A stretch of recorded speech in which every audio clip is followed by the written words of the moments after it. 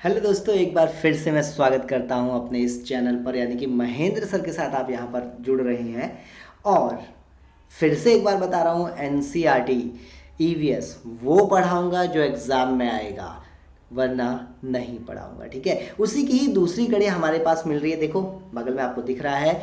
और आज हम जानवरों की बात करेंगे। ठीक, तो भाई अब सीधे आते हैं टॉपिक पर और स्लूथ की बात करते हैं। स्लॉथ क्या है, कितना प्यारा तुझे रब ने बनाया।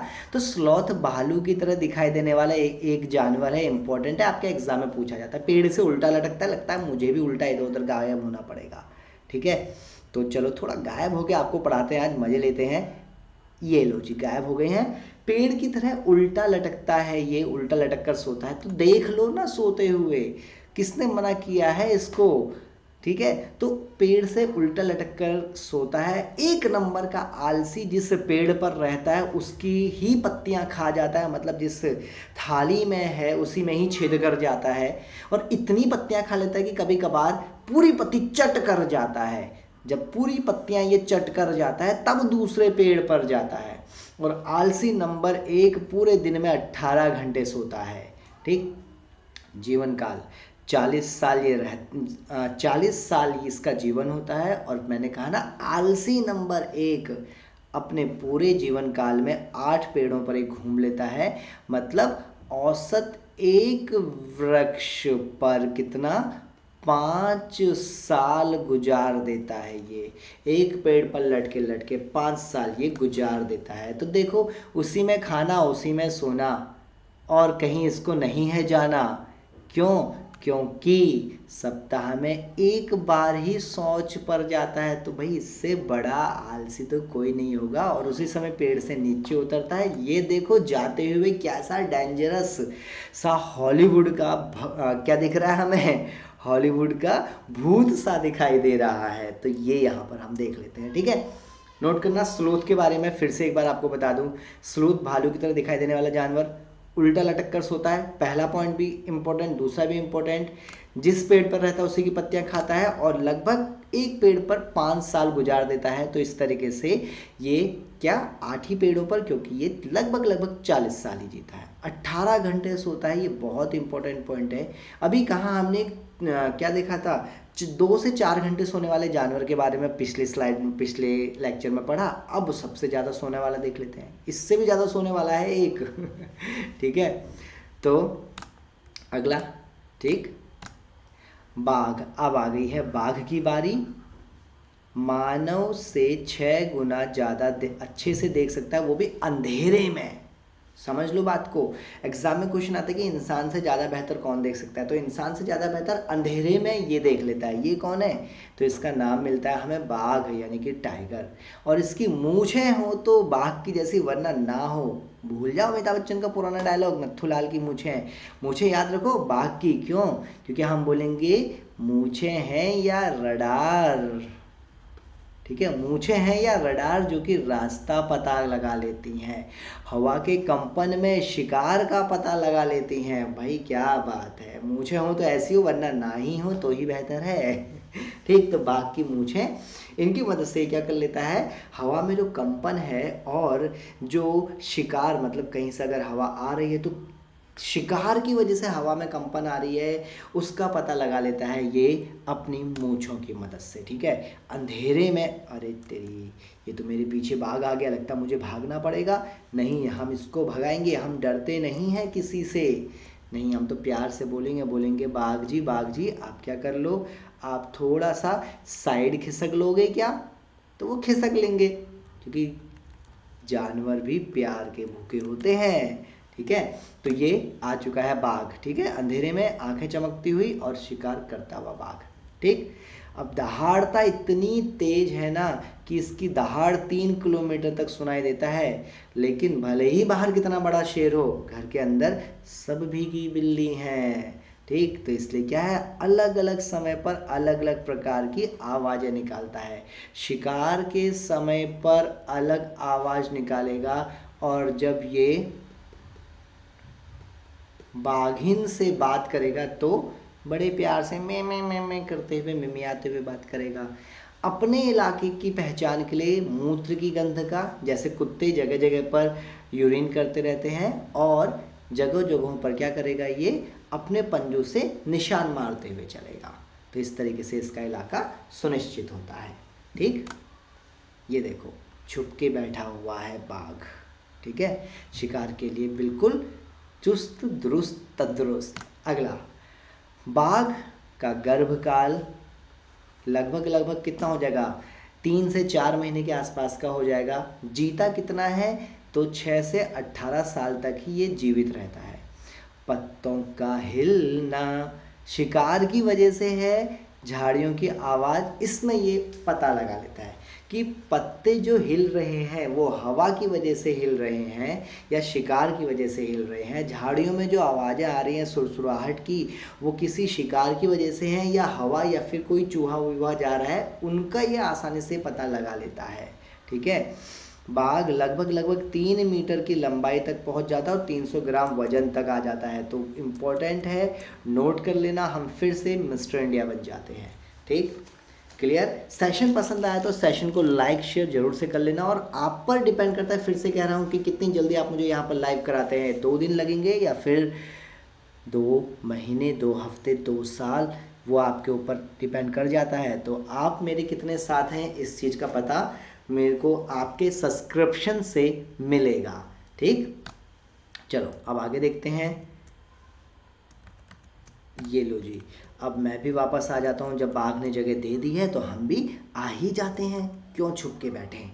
ठीक, जब 2 साल के होते हैं तो शावक अपनी माँ को छोड़ देता है। अच्छा, हाथियों के केस में ध्यान रख लेना, हाथी जब कितना होते हैं, एक हाथी जब लगभग 15 वर्ष का होता है तो उसको हाथियों के झुंड से निकाल दिया जाता है, ताकि वो अपना नया झुंड बना सके, अपना खुद का परिवार बना सके। वैसे ही यहाँ पर हम बात कर लेते हैं कि जब बाघ के बच्चे 2 साल के हो जाते हैं तो तब तक वो पूरे तरीके से शिकार करना सीख लेते हैं और वयस्क हो जाते हैं, और तब उनको अलग निकाल दिया जाता है। तब वो अपने लिए अपना इलाका, अपनी बाघिन को ढूंढने का काम करते हैं।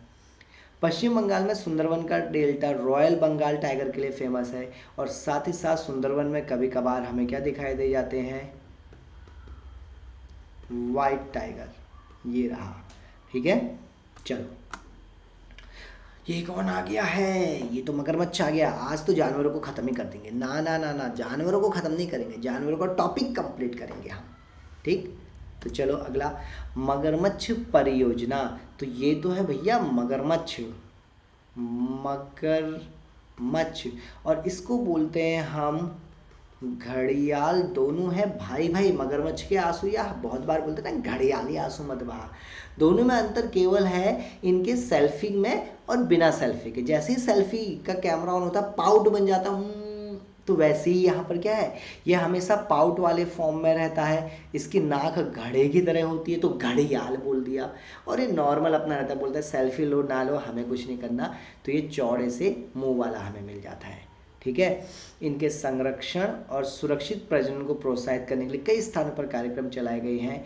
उनमें उड़ीसा और लखनऊ मिल जाता है, लेकिन सर्वाधिक घड़ियाल कहाँ है आगे बताऊंगा आपको। ये देखो, राष्ट्रीय चंबल अभयारण्य मगरमच्छों की सुरक्षा के लिए महत्वपूर्ण है। ठीक है, राष्ट्रीय चंबल अभयारण्य, और यहाँ लिख लेना सर्वाधिक घड़ियाल या फिर